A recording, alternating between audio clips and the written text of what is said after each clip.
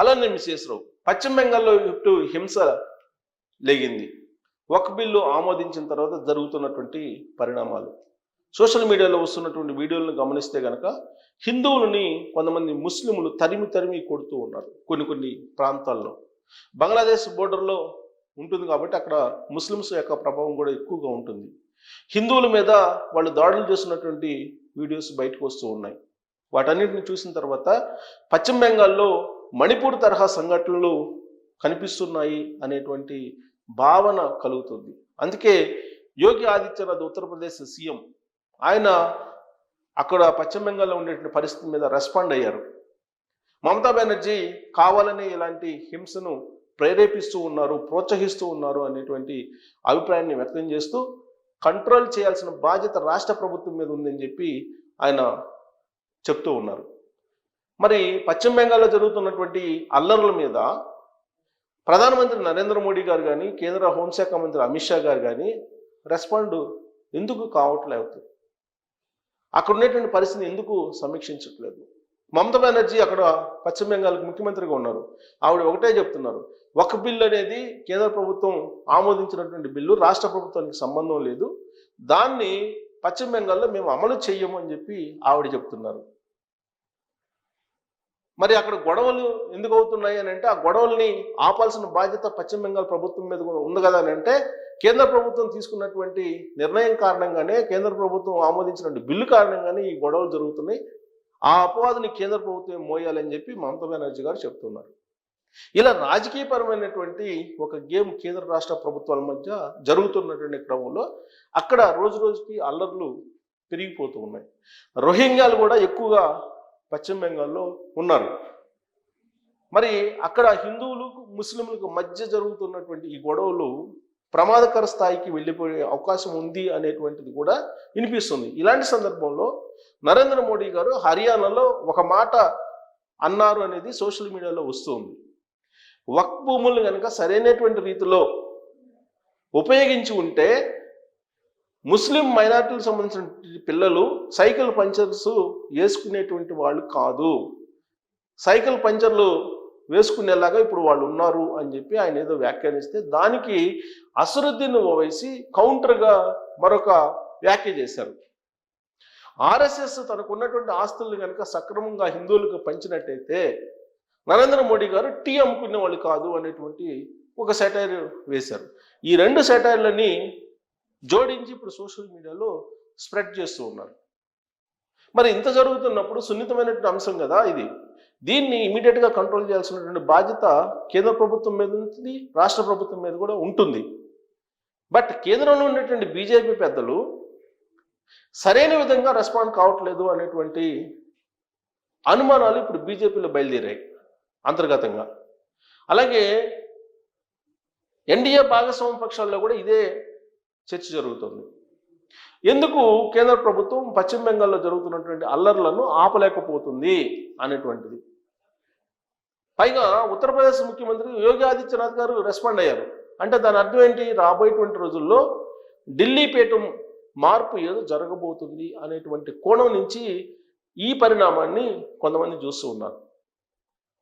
రీసెంట్గా ఆర్ఎస్ఎస్ ప్రధాన కార్యాలయానికి వెళ్ళారు నరేంద్ర మోడీ గారు మహారాష్ట్రలో. అక్కడికి వెళ్ళి నాగపూర్ వెళ్ళి అక్కడ కొన్ని శంకుస్థాపన కార్యక్రమాలు, ప్రారంభోత్సవాల్లో పాల్గొన్నారు.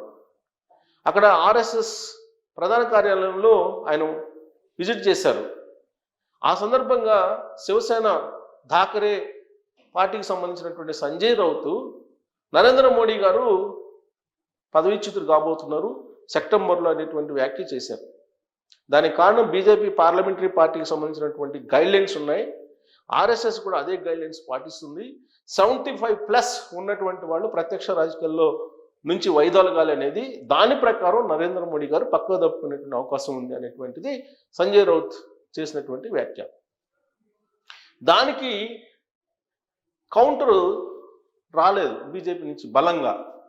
కానీ ఒక్క ఫడ్నవీస్ మాత్రమే రెస్పాండ్ అయ్యారు. మహారాష్ట్ర సీఎం ఫడ్నవీస్ రెస్పాండ్ అవుతూ ఎలాంటి మార్పు ఉండదు, నరేంద్ర మోడీ కారే ఉంటారు ప్రధానమంత్రిగా అనేటువంటి విషయాన్ని చెప్పారు. అయితే సంజయ్ రౌత్ మాత్రం మహారాష్ట్ర నుంచి ప్రధానమంత్రి అభ్యర్థి ఉండేటువంటి అవకాశం ఉంది అనేటువంటి ఇంకొక వ్యాఖ్య కూడా ఆయన చేయటం జరిగింది. దీని మీద బీజేపీ పెద్దలు ఎక్కడ ఖండించలేదు. అయితే రీసెంట్గా వారణాసి వెళ్ళినటువంటి ప్రధానమంత్రి నరేంద్ర మోడీ గారు అక్కడ అభివృద్ధి పనులను సమీక్షిస్తూ దాదాపు 3,800 కోట్ల రూపాయల విలువైనటువంటి పనులను జరిగాయి ఆ నియోజకవర్గాలు అని చెప్పి సమీక్షిస్తూ ఎప్పటికీ వారణాసికి ఎంపీగా తానే ఉంటాను, జీవితాంతం తానే ఎంపీగా వారణాసికి ఉంటాను అనేటువంటి వ్యాఖ్య చేశారు. అంటే పరోక్షంగా ప్రధానమంత్రిగా వైదొలిగేటువంటి ఆలోచన లేదు, ఖచ్చితంగా కొనసాగుతాను అనేటువంటి సంకేతాలు ఇచ్చారనేది కూడా మనం ఒక వీడియోలో విశ్లేషణ చేసుకుందాం. కానీ బీజేపీ పెద్దలు ఎవరు మాట్లాడలేదు. ఈవెన్ బీజేపీ జాతీయ అధ్యక్షుడు నడ్డా గారు కానీ లేదా రాజ్నాథ్ సింగ్ గారు కానీ ఇలాంటి వాళ్ళు బీజేపీకి సంబంధించిన పెద్దలు కానీ బీజేపీ పార్లమెంటరీ బోర్డులో ఉండేటువంటి వాళ్ళు కానీ ఎవరు కూడా దీని మీద రెస్పాండ్ కాలేదు సంజయ్ రౌత్ చేసినటువంటి కామెంట్స్ మీద. ఆ రోజు నుంచి మరింత వేగం పెరిగాయి. ఈవెన్ ఢిల్లీ అసెంబ్లీ ఎన్నికల్లో కూడా ఆ రోజున కేజ్రీవాల్ చెప్పారు సెప్టెంబర్లో నరేంద్ర మోడీ గారు ప్రధానమంత్రి పదవి నుంచి వైదొలుగుతారు అనేటువంటి విషయాన్ని. ఆ రోజు నుంచి అది కంటిన్యూ అవుతుంది. ఇప్పుడు మహారాష్ట్రలో ఆయన ప్రధానమంత్రి నరేంద్ర మోడీ గారు విజిట్ చేసిన తర్వాత మరింత బలం పుంజుకుంది. మరొక వ్యాఖ్య కూడా చెప్తున్నారు, గతంలో వాజ్పేయి గారు కూడా ప్రధాన కార్యాలయానికి వచ్చారు, ఆ తర్వాత ఆయన తప్పుకున్నారు అనేది.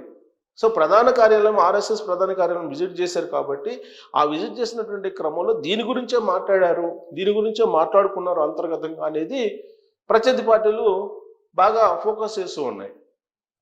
ఇదంతా ఒక ఎత్తు అయితే పశ్చిమ బెంగాల్లో జరుగుతున్నటువంటి అల్లర్ల విషయంలో రెస్పాండ్ కావాల్సినటువంటి బీజేపీ పెద్దలు మౌనంగా ఉంటే యోగి ఆదిత్యనాథ్ మాత్రం రెస్పాండ్ అవుతున్నారు. మరి దీనికి కారణం ఏంటి? రాబోయే రోజుల్లో యోగి ఆదిత్యనాథ్ నరేంద్ర మోడీ గారి యొక్క వారసుడు కాబోతున్నారా ఢిల్లీ పీఠం మీద అనేటువంటి చర్చ ఇప్పుడు మొదలైంది. ఎందుకంటే ఈ రెస్పాండ్ అయ్యారు కాబట్టి. ఈ రెస్పాండ్ కాకపోతే అది ఉండేది కాదు. యోగి ఆదిత్యనాథ్ ఉత్తరప్రదేశ్కు సంబంధించిన సీఎం, పశ్చిమ బెంగాల్లో అల్లర్లు జరుగుతున్నాయి, కేంద్ర ప్రభుత్వం స్పందించాలి. మరి కేంద్ర ప్రభుత్వం ఏమో తగిన విధంగా స్పందించట్లేదు.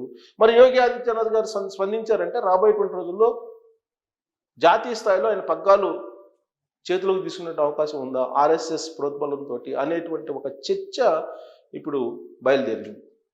సో మణిపూర్లో ఏం జరిగిందో మనకు తెలుసు. మణిపూరు ఏ విధంగా అక్కడ అల్లర్లు చెలరేగాయో తెలుసు.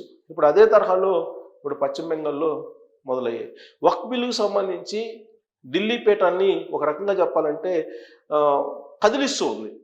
ఎలా అంటే ఇప్పుడు ఆల్రెడీ రాష్ట్రీయ లోక్ జనశక్తికి సంబంధించినటువంటి చీఫ్ పశుపతి కుమార్ ఆయన వైదొలిగారు. ఎన్డీఏ భాగస్వామి నుంచి పక్కెళ్ళిపోయారు.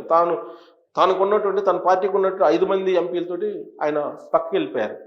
ఇప్పుడు జేడీయూ నితీష్ పార్టీ జేడీయూకి సంబంధించి ఆ పార్టీకి ఉన్నటువంటి ఎంపీల్లో 7 అసంతృప్తిగా ఉన్నారు వక్ఫ్ బిల్ కారణంగా అని చెప్పేసి అంటున్నారు.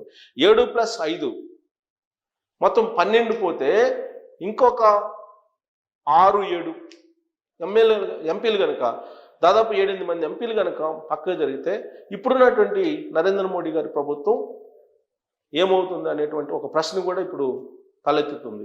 ఇలాంటి పరిస్థితుల్లో ఢిల్లీ పీఠం మీద కన్నేసినటువంటి యోగి ఆదిత్యనాథ్ గారు పశ్చిమ బెంగాల్కు సంబంధించినటువంటి అల్లర్ల మీద రెస్పాండ్ అయ్యారనేటువంటి సరికొత్త చర్చ ఢిల్లీ వేదిక మీద బయలుదేరింది.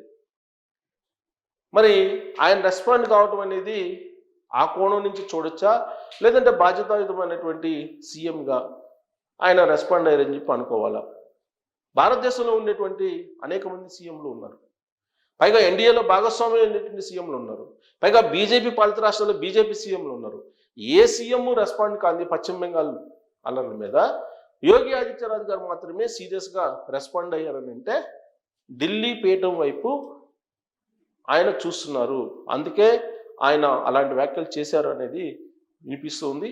మరి ఆ కోణం నుంచి ఆయన వ్యాఖ్యలను తీసుకోవాలా, లేదంటే ఆయన బాధ్యతాయుతమైనటువంటి సీఎంగా ఆ వ్యాఖ్యలు చేశారు అనుకోవాలా? ఏ కోణం నుంచి ఆయన వ్యాఖ్యల్ని మనం చూడాలి అనే దాని మీద మీరు కామెంట్ చేయొచ్చు. Thank you.